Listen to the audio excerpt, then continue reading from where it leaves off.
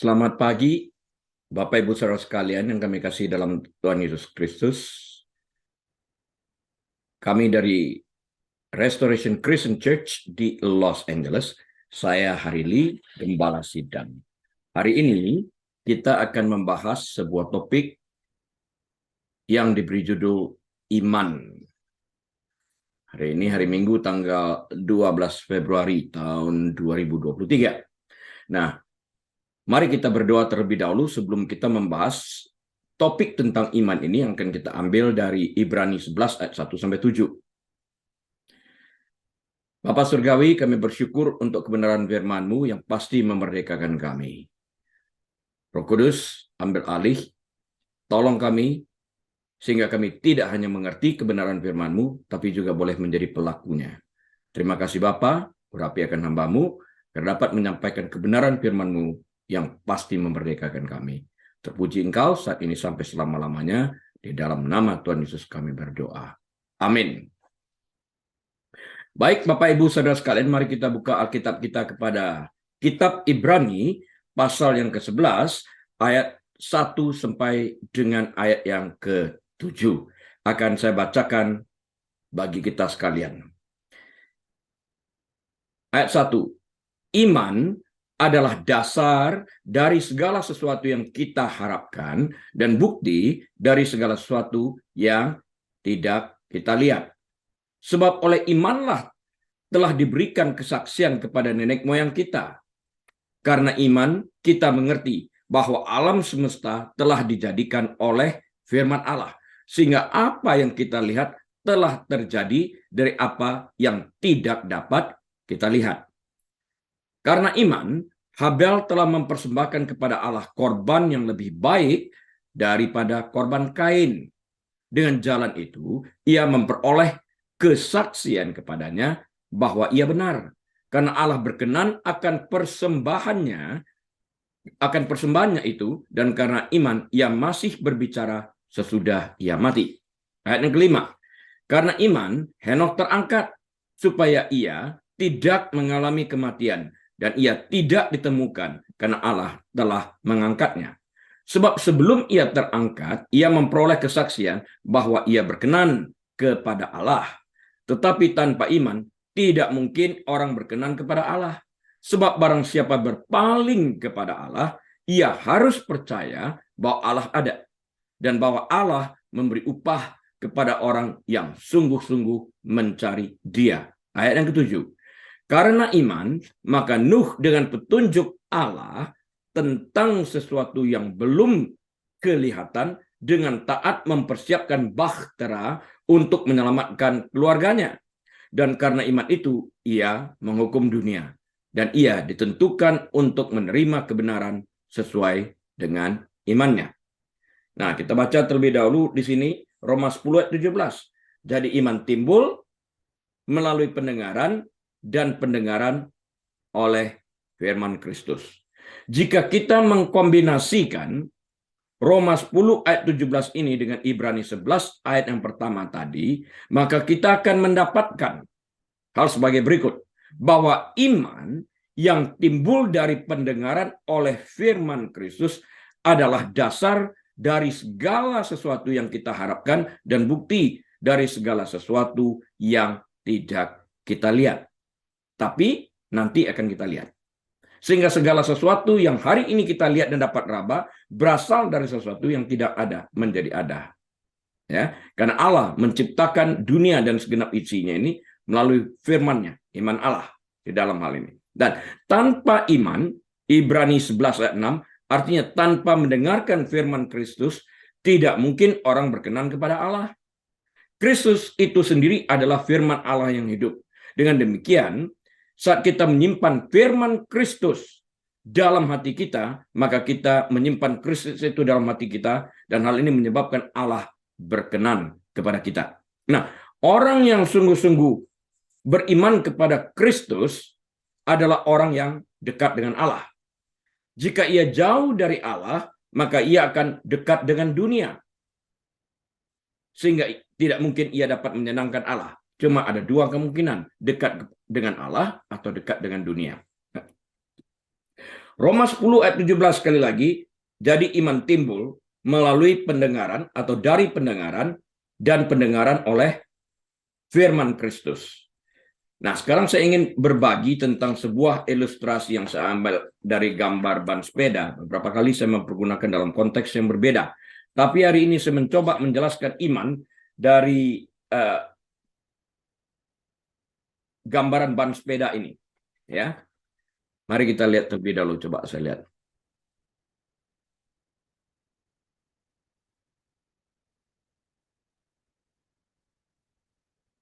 Nah, ini kita lihat, saya menggambarkannya di sini. Ada ban sepeda.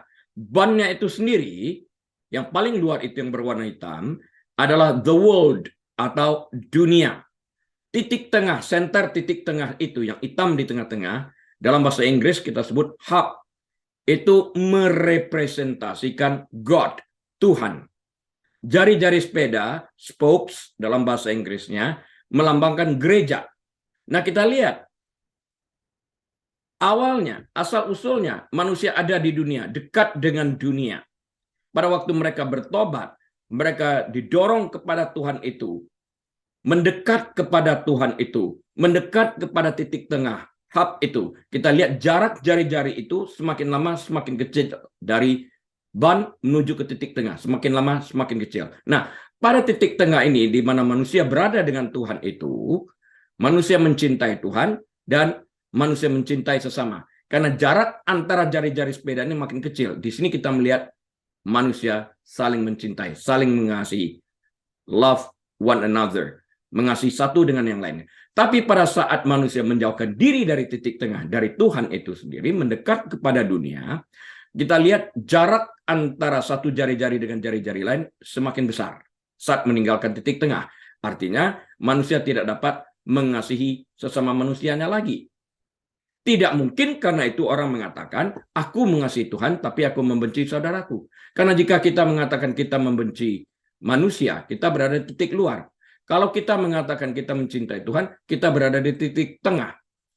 Hubnya itu tadi. Bagaimana mungkin kita pada saat yang sama mengasihi Tuhan berada pada titik tengah ini, namun kita membenci sesama kita, berada pada titik luar, berdekatan dengan ban sepeda itu. Jadi tidak mungkin. Nah, pada saat kita mengasihi Tuhan, kita berada dekat dengan titik tengah ini, pada waktu itulah kita mendapatkan sebuah kenyataan bahwa kita beriman kepada Allah itu. Semakin dekat kita dengan Tuhan, semakin banyak kita membaca firman Tuhan, semakin banyak kita merenungkan firman Tuhan, semakin banyak kita menyembah Tuhan, semakin banyak kita berdoa, semakin banyak kita berpuasa, kita akan menemukan bahwa pertumbuhan rohani kita ini berkembang dan bertumbuh pesat.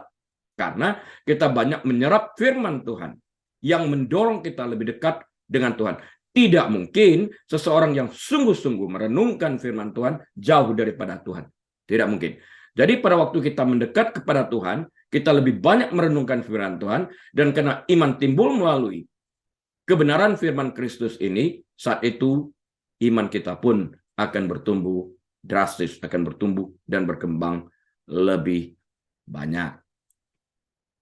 Nah, saya membuat sebuah catatan di sini.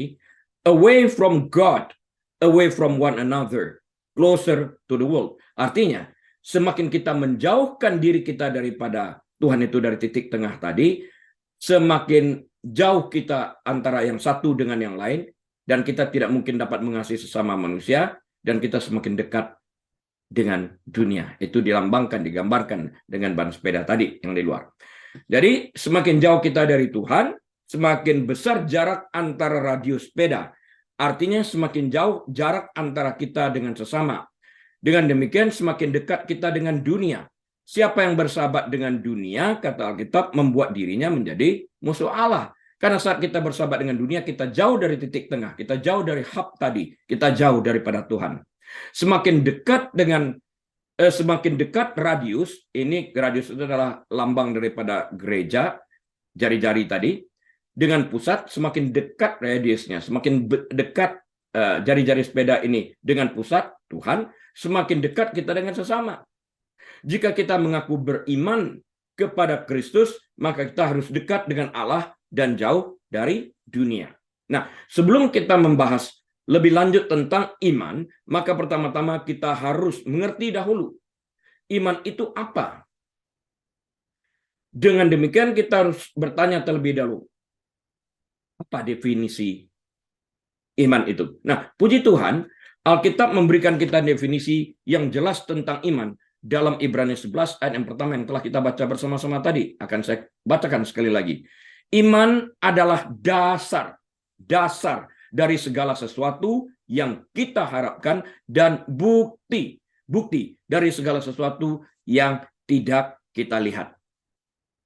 Sederhananya, definisi Alkitab tentang iman adalah mempercayai sesuatu yang tidak dapat kita buktikan secara eksplisit. Sekali lagi, sederhananya, definisi Alkitabiah tentang iman adalah mempercayai sesuatu yang tidak dapat kita buktikan secara eksplisit. Nah, definisi iman ini mengandung dua aspek. Aspek yang pertama adalah persetujuan intelektual, dan aspek yang kedua adalah kepercayaan. Nah, persetujuan intelektual adalah meyakini sesuatu itu benar. Kita meyakini sesuatu itu benar. Kepercayaan sebenarnya mengandalkan fakta bahwa sesuatu itu benar. Sebuah kursi sering digunakan untuk membantu mengilustrasikan hal ini. Persetujuan intelektual mengakui bahwa kursi adalah kursi dan menyetujui bahwa kursi itu dirancang untuk dapat mendukung orang yang duduk di atasnya. Percaya akan hal itu. Nah, kepercayaan sebenarnya apa? Kepercayaan sebenarnya adalah tindakan kita untuk duduk di kursi itu. Jadi tindakan duduk di kursi itu sendiri, itu adalah kepercayaan itu. Kalau kita mengatakan kita percaya, tapi kita menolak untuk duduk di kursi, maka kita sesungguhnya tidak percaya. Hanya sekedar teori doang kita percaya di dalam pikiran kita. Jadi tindakan kita duduk di kursi tersebut, itulah kepercayaan, itulah iman tersebut. Iman yang disertai dengan tindakan, dengan perbuatan. Memahami kedua aspek iman ini sangatlah penting. Banyak orang mempercayai fakta-fakta tertentu tentang Yesus Kristus. Banyak orang secara intelektual akan setuju dengan fakta-fakta yang dinyatakan Alkitab tentang Yesus. Mereka setuju. Tetapi mengetahui fakta-fakta benar bukanlah apa yang Alkitab maksudkan dengan iman. Hanya sekedar mengetahui. Itu adalah knowledge atau pengetahuan. Kalau percaya dengan hati, itulah iman. Kalau kita sekedar tahu dengan pikiran kita, kita percaya dengan pikiran kita bahwa Yesus itu Tuhan. Namun kita tidak percaya di dalam hati kita, itu bukan iman. Percaya dengan hati dan mengambil tindakan, seperti duduk di kursi tadi, itulah iman. Jadi berbeda antara percaya dengan pikiran dan percaya dengan hati. Nah, definisi Alkitab tentang iman membutuhkan persetujuan intelektual terhadap fakta dan kepercayaan kepada fakta itu. Fakta satu sisi kita percaya, tapi kepercayaan kepada fakta itu dengan melangkah sesuai dengan fakta yang ada, mengambil tindakan, itulah iman. Nah, percaya bahwa Yesus adalah inkarnasi Tuhan yang mati di kayu salib untuk membayar hukuman atas dosa-dosa kita dan dibangkitkan kembali, tidaklah cukup, nggak cukup. Bahkan setan juga percaya pada Tuhan dan mereka juga gemetar, kata Alkitab, dan mengakui fakta-fakta tersebut seperti yang tertulis dalam kitab Yakobus pasal yang kedua ayat yang ke-19.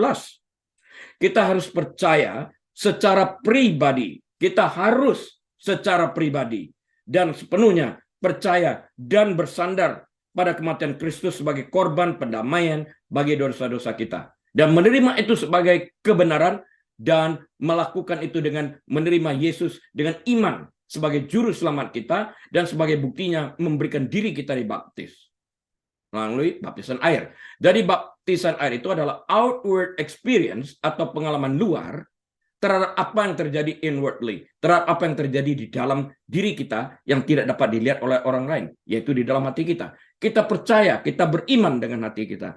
Nah, pada waktu baptisan air, apa yang kita percaya di dalam hati kita ini, kita nyatakan untuk dapat dilihat oleh banyak orang, oleh khalayak ramai, bahwa kita ini percaya kepada Kristus, karena itu kita memberikan diri kita secara sukarela untuk mengalami baptisan air. Baptisan air itu sendiri tidak menyelamatkan, iman itu yang menyelamatkan. Baptisan air itu hanyalah sekedar outward experience atau pengalaman luar untuk dapat dilihat oleh orang lain terhadap apa yang ada di dalam hati kita ini, bertindak dengan iman. Iman yang dinyatakan dalam perbuatan melalui baptisan ini. Kita harus duduk di kursi keselamatan yang telah disediakan Yesus Kristus. Ini adalah iman yang menyelamatkan kita. Iman yang Allah tuntut dari kita untuk keselamatan adalah percaya pada apa yang Alkitab katakan tentang siapa Yesus dan apa yang telah dikerjakannya di kayu salib, dan percaya sepenuhnya kepada Dia yang telah mati pada posisi kita, agar kita di dalam Dia menerima keselamatan itu, agar kita di dalam Dia dibenarkan, bukan karena kebenaran kita, tapi di dalam Dia kita menerima kebenarannya. Nah, iman Alkitabiah selalu disertai dengan pertobatan, dan pertobatan ini sendiri akan nyata karena melalui pertobatan ini kita menghasilkan buah yang sesuai dengan pertobatan itu. Kalau dahulu mencuri, kata Pak Rasul Paulus, jangan mencuri lagi.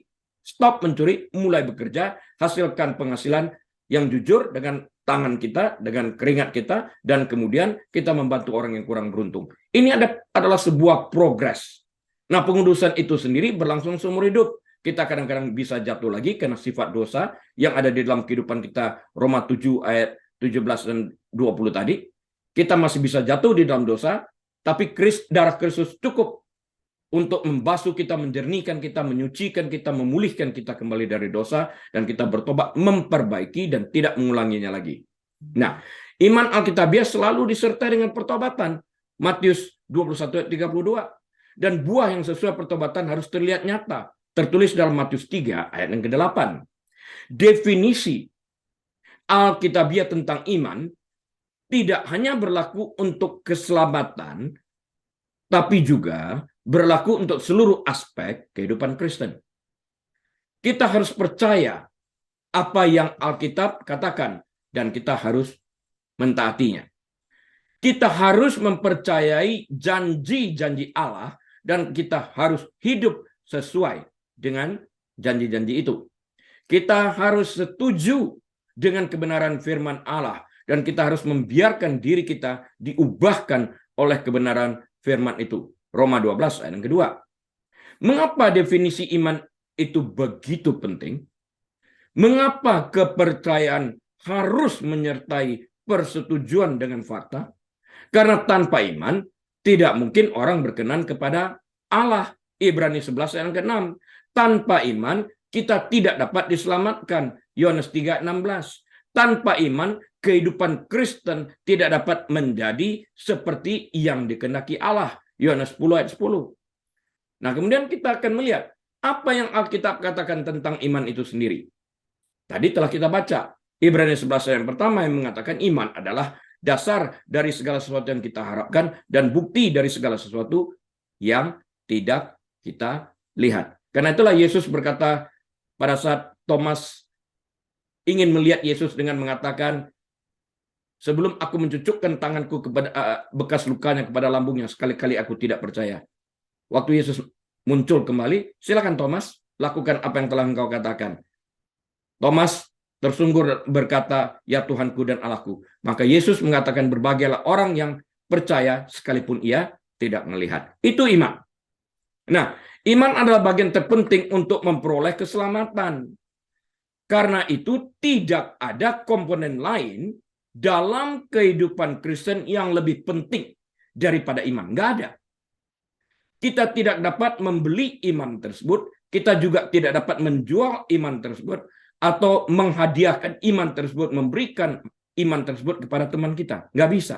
Jadi apa itu iman, dan peran apa yang dimainkan oleh iman tersebut dalam kehidupan kekristenan kita? Kamus mendefinisikan iman sebagai kepercayaan, pengabdian, atau kepercayaan pada seseorang atau sesuatu. terutama tanpa bukti logis. Gitu. Bagaimana caranya kita berpikir secara logis bahwa Kristus mati itu menghapuskan dosa-dosa kita. Iman kita yang bergerak ke arah sana. Itu kita dibenarkan karena iman kita yang percaya akan fakta kebenaran ini yang tertulis di dalam Alkitab. Kamus juga mendefinisikan iman sebagai kepercayaan dan pengabdian kepada Tuhan. Itu yang dikatakan Alkitab. Alkitab berbicara banyak atau lebih banyak tentang iman dan betapa pentingnya iman itu. Banyak ayat-ayat yang tertulis sejak dalam Perjanjian Lama. Nyatanya sangat penting bahwa tanpa iman kita tidak pernah dapat menyenangkan Allah. Dan tanpa iman kita tidak pernah masuk atau tidak pernah dapat masuk ke dalam tempat kediaman Allah itu sendiri. Surga. Ibrani 11 ayat 6. Nah mungkin. Menurut Alkitab, iman adalah percaya kepada satu Allah. Monoteisme, Allah yang tunggal. Yang benar, tanpa benar-benar kita melihat. Sekalipun kita tidak melihat Tuhan, kita percaya. Itu yang dikatakan Yesus. Berbahagialah orang yang percaya, sekalipun tidak melihat. Nah, dari mana datangnya iman? Iman bukanlah sesuatu yang kita bayangkan sendiri, yang kita khayalkan sendiri. Juga bukan sesuatu yang kita bawa sejak lahir. Begitu lahir sudah ada iman atau dalam kandungan sudah beriman. Juga bukan hasil ketekunan dalam belajar atau pengajaran spiritual. Bukan seperti itu. Berapa banyak orang yang belajar Alkitab sebagai bahan perbandingan terhadap agama-agama yang lainnya, namun tidak beriman kepada Kristus itu. Jadi usaha manusia tidak menghasilkan itu. Iman ini dihadiahkan, dianugerahkan kepada kita. Dan Yesus itu dikatakan Alkitab adalah author and finisher of our faith. Jadi dia menyempurnakan iman kita itu sendiri. Efesus 2 ayat yang 8 dan 9 memperjelas bahwa iman adalah anugerah Allah. Ya. Iman itu adalah anugerah dari Allah. Bukan karena kita pantas mendapatkannya. Atau pantas memperolehnya. Atau layak memilikinya. Tidak sama sekali. Tapi dianugerahkan kepada kita. Iman bukan berasal dari diri kita sendiri. Tapi dari Tuhan. Iman tidak diperoleh dengan kekuatan kita. Atau kehendak bebas kita. Atau karena kebaikan kita. Tidak. Iman dianugerahkan kepada kita begitu saja oleh Tuhan. Dan iman ini diberikan kepada kita sesuai kasih karunia dan belas kasihannya. Sesuai dengan rencana dan tujuan mulianya. Dan karena itu, Tuhan mendapatkan semua kemuliaan pada saat Ia menganugerahkan iman itu kepada kita. Jadi, kita tidak dapat mengklaim kita mendapatkan iman atau memperoleh iman itu karena kebaikan kita, karena usaha kita, dan sebagainya. Tidak. Iman itu dianugerahkan oleh Tuhan kepada kita. Jadi kemuliaan itu semata-mata milik Tuhan. Dan tidak ada satu orang pun yang dapat mengklaim glory bagi dirinya. Karena dia beriman karena dari dia. Tidak, iman bukan berasal dari manusia. Tapi iman dianugerahkan oleh Tuhan. Berdasarkan Roma 10 ayat 17. Jadi iman timbul dari pendengaran. Dan pendengaran oleh firman Kristus. Jadi iman datang dari pendengaran. Dan pendengaran melalui firman Kristus. Dengan demikian nyatalah iman itu datang dari berita yang kita dengar. Tapi berita yang kita dengar itu adalah firman Kristus. Kabar baik. Oleh karena itu sesuai dengan Acts 17 ayat 11 dari New King James Version, kita harus mendisiplinkan diri kita untuk belajar firman Tuhan setiap hari untuk memastikan segala sesuatu yang kita dengar pada saat pendalaman Alkitab, saat mendengarkan khotbah, saat mendengarkan orang lain sharing, kita pastikan kita membaca di dalam Alkitab seperti yang kita dengar itu, seperti itulah yang tertulis di dalam Alkitab. Jika itu melenceng, kita pegang apa yang dikatakan Alkitab, bukan apa yang dikatakan seorang manusia di dalam ini. Artinya, kita mendengar dan mengetahui secara benar akan firman Tuhan yang menimbulkan iman kita. Jadi iman itu tidak buta dan tidak tanpa usaha. Di dalam hal ini yaitu melakukan usaha dalam arti kita melakukan bagian kita merenungkan firman Tuhan itu. Karena itu kita wajib membaca firman Tuhan, bukan hanya sekedar membaca, tapi merenungkan firman itu dengan kesungguhan hati kita, karena di sanalah letak kunci iman itu bertumbuh. Mengapa kita harus beriman? Mengapa? Tuhan merancang cara untuk membedakan antara mereka yang menjadi miliknya, umatnya, dan mereka yang tidak menjadi miliknya, tidak menjadi umatnya. Dan itu disebut iman. Melalui iman ini dia membedakan mana umat kepunyaannya dan mana yang bukan. Sederhananya kita membutuhkan iman untuk menyenangkan Tuhan. Di dalam hal ini kita miliknya. Tuhan memberitahu kita bahwa dia senang jika kita percaya kepadanya. Meskipun kita tidak pernah dapat melihat Tuhan itu. Tapi di dalam Yesus, sesuatu yang tidak terlihat Allah yang roh adalah roh, dinyatakan di dalam Yesus Kristus dalam wujud manusia, daging. Sehingga yang tidak terlihat menjadi terlihat, yang tidak dapat diraba, dapat diraba. Dan Yesus itu adalah kepenuhan daripada Allah Bapa yang dinyatakan di dalam Yesus Kristus itu sendiri. Bagian penting dari Ibrani 11 ayat 6 memberitahu kita bahwa Tuhan memberi upah kepada mereka yang sungguh-sungguh mencari Dia. Ini bukan untuk mengatakan bahwa kita beriman kepada Tuhan hanya untuk mendapatkan sesuatu darinya. Namun, Tuhan senang memberkati mereka yang taat dan setia kepadanya. Kita melihat contoh sempurna tentang hal ini dalam Lukas pasal yang ke-7, ayat yang ke-50. Yesus terlibat dalam dialog dengan seorang wanita berdosa ketika Yesus memberi kita sekilas tentang mengapa iman itu begitu bermanfaat. Imanmu telah menyelamatkan engkau. Pergilah dengan selamat. Itulah kata-kata yang diucapkan Yesus. Imanmu telah menyelamatkan engkau. Pergilah dengan selamat. Jadi bukan perbuatan baikmu yang menyelamatkan engkau, tapi imanmu yang menyelamatkan engkau. Karena itu pergilah dengan selamat. Wanita itu percaya kepada Yesus Kristus dengan iman. Dan Yesus menghadiahinya untuk itu. Akhirnya, imanlah yang menopang kita sampai akhir. Mengetahui bahwa dengan iman kita akan berada di surga bersama dengan Allah, pencipta langit dan bumi sampai selama-lamanya. Sekalipun kamu belum pernah melihat Dia, namun kamu mengasihinya. Kamu percaya kepada Dia, sekalipun kamu sekarang tidak melihatnya. Kamu bergembira karena sukacita yang mulia dan yang tidak terkatakan. Karena kamu telah mencapai tujuan imanmu, yaitu keselamatan jiwamu. 1 Petrus 1 ayat 8 dan 9. Kita diselamatkan karena iman kita, bukan karena perbuatan baik kita. Kalau perbuatan baik kita digambarkan oleh Alkitab bagaikan kain kotor yang tidak mungkin dapat menyelamatkan kita. Hukum Taurat pun tidak dapat menyelamatkan kita, karena hukum Taurat itu hanyalah sekedar penuntun. Dan oleh hukum Taurat kita dinyatakan kita adalah law breakers. Kita adalah cacat hukum. Kita adalah pelanggar hukum di dalam hal ini. Contoh iman ya, yang tertulis dalam Alkitab.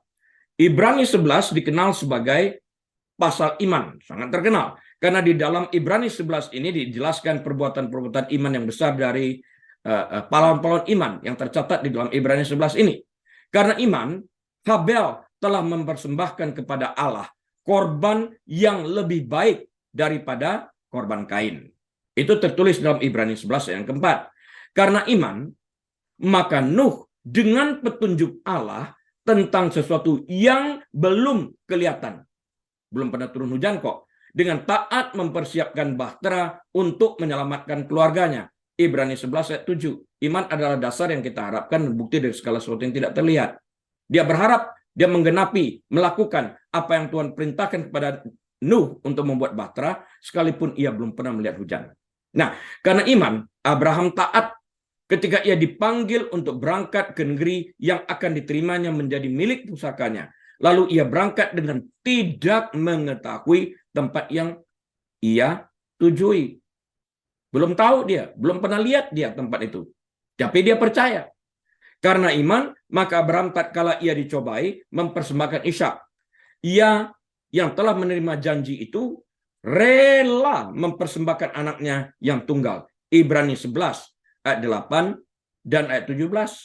Dengan iman Musa memimpin bangsa Israel keluar dari Mesir setelah mereka mengalami perbudakan selama 400 tahun di bawah pimpinan Firaun. Ibrani 11 ayat 23 sampai 29. Dengan iman Rahab menerima mata-mata Israel dan dengan demikian ia oleh karena imannya telah menyelamatkan nyawanya. Ibrani 11 ayat ke-31. Lebih banyak lagi pahlawan iman disebutkan yang melalui iman menaklukkan kerajaan, menegakkan keadilan, dan memperoleh apa yang dijanjikan.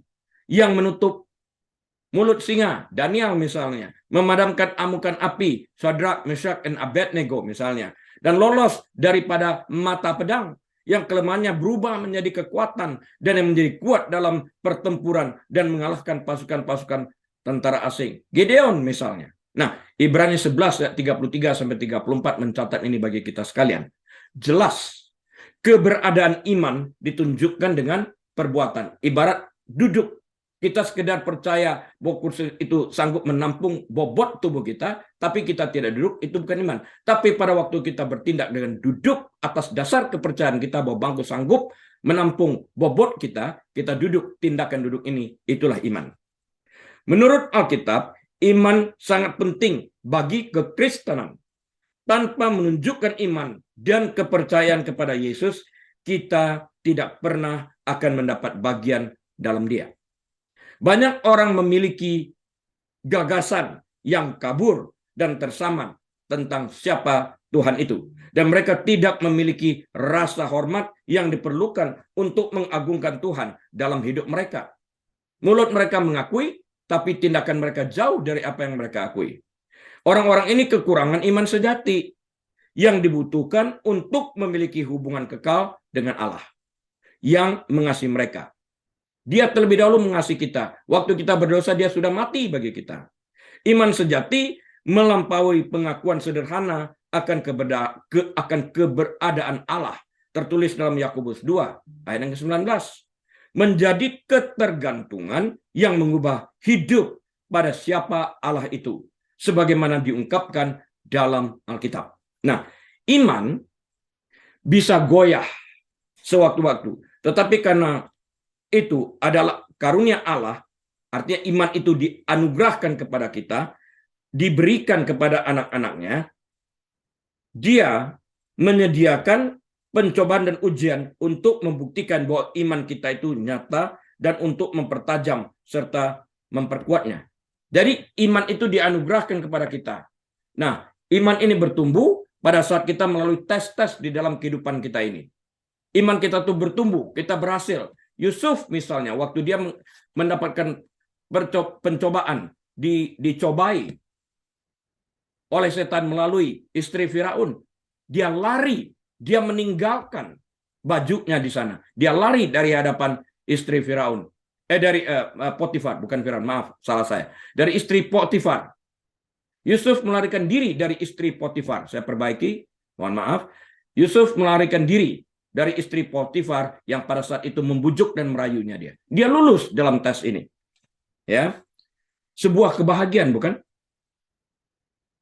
Nah, namun ketika kita jatuh ke dalam berbagai-bagai pencobaan, karena ujian iman, jangan anggap itu sebagai suatu kegagalan, tapi justru karena ujian iman kita ini pada waktu kita berhasil lewatin itu, ini akan memberikan kekuatan kepada kita di dalam hal ini.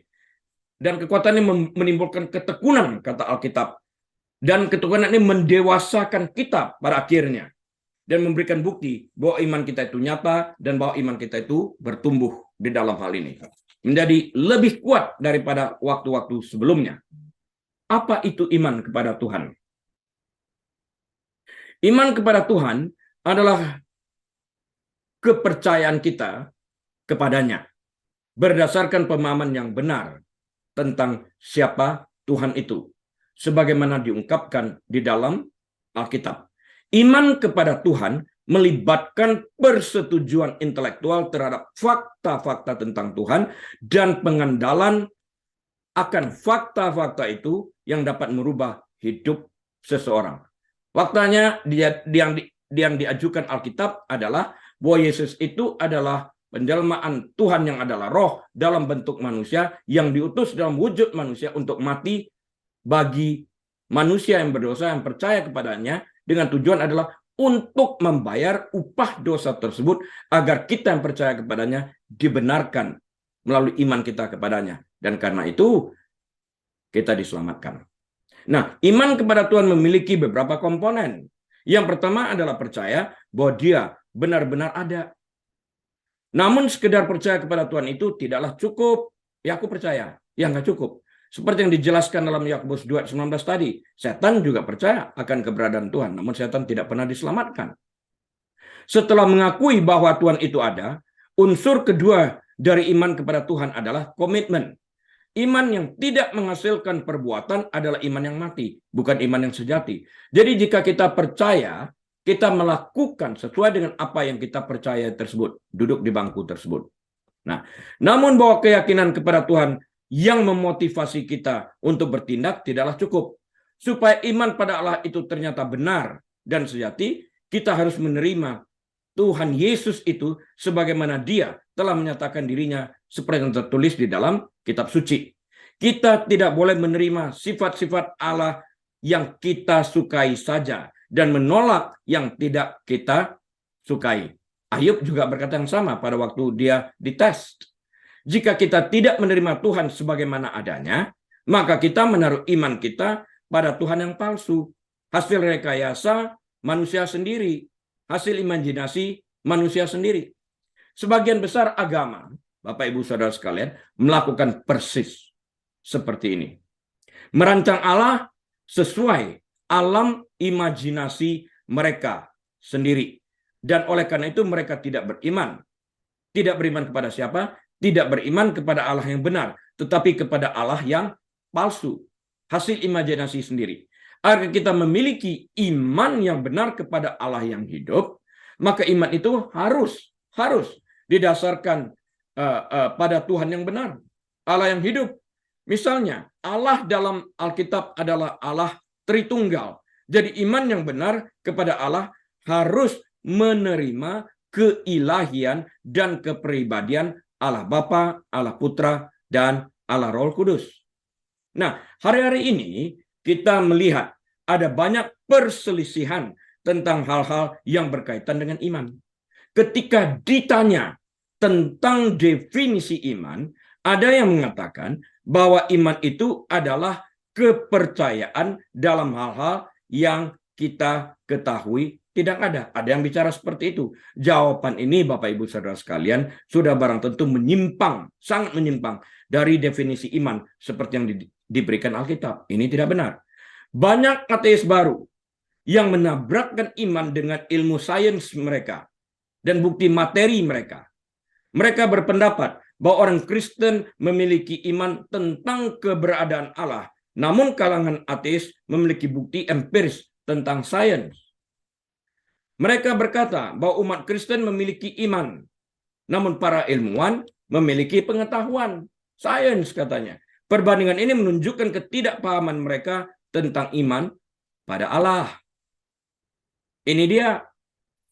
Iman pada Allah bukanlah kepercayaan buta tanpa bukti atau berlawanan dengan bukti yang ada. Iman adalah percaya dengan hati, tadi saya katakan, bukan dengan pikiran. Umat Kristen percaya pada Allah. Orang ateis memiliki iman dalam sains mereka. Jika seorang ateis menggunakan metode sains untuk menemukan obat dan menggunakan obat itu, ia sedang menggunakan imannya berdasarkan pengertian imannya sebagai seorang ateis. Ia mempercayai datanya dan ia percaya bahwa obat itu akan menyembuhkannya, bukan meracuninya. Nah, ada satu kelompok yang akan minum obat itu tanpa memikirkan bagaimana cara obat itu dikembangkan atau mempertimbangkan siapakah yang mengembangkannya. Ada juga kelompok lain yang hanya akan mengkonsumsi obat tersebut setelah mempelajari setiap aspek dari riset mereka, dari research mereka. Satu orang dapat menggunakan obat itu dengan keyakinan penuh bahwa obat itu dapat menyembuhkan dia, sedangkan orang lain menggunakan dengan penuh kewaspadaan, dengan penuh was-was, dengan penuh kecurigaan. Pada dasarnya, semua orang yang menggunakan obat itu sedang beriman kepada obat itu. Pada akhirnya, bukan teguhnya keyakinan iman yang memastikan obat itu mujarabnya atau tidak, melainkan kualitas obat itu sendiri. Iman yang teguh dalam obat yang tidak berfungsi, tidak dapat menyembuhkan orang. Yang berbobot adalah objek iman, bukan kualitas imannya. Kecurigaan terhadap obat yang efektif. Jika obat itu efektif, tapi dia curiga, tidak mengurangi efektivitas daripada obat itu selama digunakan menurut dosis yang disarankan. Iman adalah kebalikan dari keraguan. Faktanya, keraguan bahkan dapat bersemayam di dalam hati orang beriman, di dalam hati orang percaya. Dari waktu ke waktu dapat terjadi itu, termasuk saya. Kita lihat dalam Markus 9 ayat 24. Seseorang dapat sekaligus beriman, mempercayai dan berkomitmen dan meragukan objek pengabdiannya pada saat yang sama. Ada kelompok orang yang percaya kepada Tuhan karena memang sudah terbiasa dengan ajaran tentang Tuhan itu. Mereka mungkin dibesarkan dalam keluarga Kristen dan diajarkan Alkitab sedini mungkin. Mereka terekspos dengan Alkitab sejak usia dini. Mereka telah melihat Tuhan bekerja dalam kehidupan orang lain. Dan mereka hanya percaya kepadanya. Yang lain mungkin baru menjadi beriman setelah pemeriksaan menyeluruh atas bukti-bukti tentang Tuhan. Apakah keputusan untuk mempercayai Allah dalam Alkitab bersifat intuitif atau disengaja? Itu adalah tanda dari iman yang sejati. Orang ateis juga bisa sampai pada ateismenya melalui intuisi atau setelah pertimbangan yang hati-hati. Pada akhirnya, dia memiliki keyakinan bahwa Tuhan tidak ada karena dia mempercayai instingnya atau penyelidikannya dan berkomitmen untuk hidup dengan cara yang konsisten dengan keyakinannya. Bertentangan dengan klaim ateis baru, setiap orang pasti memiliki semacam keyakinan, apapun keyakinan itu. Setiap orang pasti mempercayai sesuatu. Mustahil untuk hidup tanpa percaya kepada sesuatu. Meskipun hanya sebatas kelima indera utama, objek iman kita adalah apa yang membuat segala sesuatu berbeda di dalam hal ini. Baik Bapak Ibu Saudara sekalian, saya akan memberikan rangkuman pada akhir daripada pembahasan firman Tuhan yang kita beri judul Iman pada hari ini.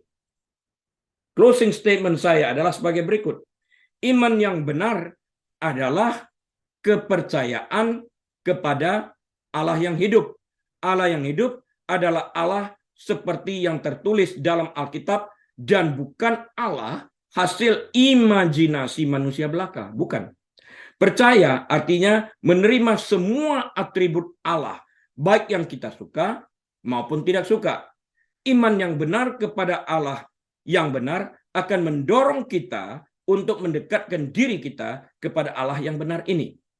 Akibat kita berada dekat dengan Allah ini, kita akan memiliki kerinduan untuk senantiasa membaca dan mendengarkan firman-Nya, dan melalui firman ini iman kita akan semakin bertumbuh dan kerinduan kita untuk merenungkan firman itu semakin bertambah. Pengenalan akan firman-Nya membuat kita semakin lebih percaya lagi, dan kepercayaan inilah yang mendorong kita untuk secara aktif melakukan firman yang kita percayai ini. Amin. Mari kita berdoa. Bapa, terima kasih untuk kebenaran firman-Mu yang telah ditaburkan. Hamba-Mu berhenti berbicara, tapi Roh Kudus terus berkarya, beracara di dalam setiap hati orang yang telah mendengarkan iman ini. Agar demikian mereka dapat mengambil keputusan untuk menerima Kristus sebagai Tuhan dan Juru Selamat mereka, dan mereka giat membaca, mempelajari, serta merenungkan kebenaran firman Tuhan, sehingga iman mereka semakin bertambah-tambah. Terima kasih Bapa, kami mempersembahkan segala sesuatunya ini bagi kemuliaan nama-Mu. Di dalam nama Tuhan Yesus kami berdoa, mengucapkan syukur dan terima kasih. Haleluya. Amin. Baik Bapak Ibu Saudara sekalian, sampai berjumpa pada kesempatan lain kali. Tetap sehat, pelihara kebenaran firman Tuhan di dalam hati kita, dan jalankan protokol sesuai yang diinginkan pemerintah dalam hal kesehatan. Tuhan Yesus memberkati. Tuhan memberkatimu. Tuhan melindungimu.